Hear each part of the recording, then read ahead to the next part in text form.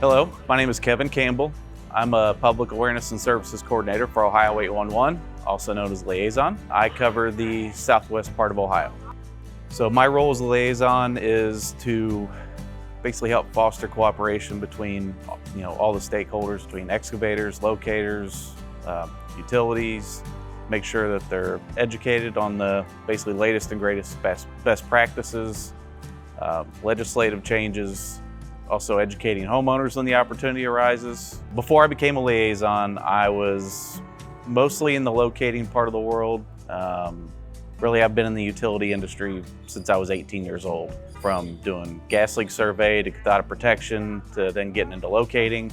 So what brought me to Ohio 811, basically the ability to take my energy and my focus, instead of just putting it on one utility that I'm focusing on or working for, and really make an impact overall in the industry as a whole.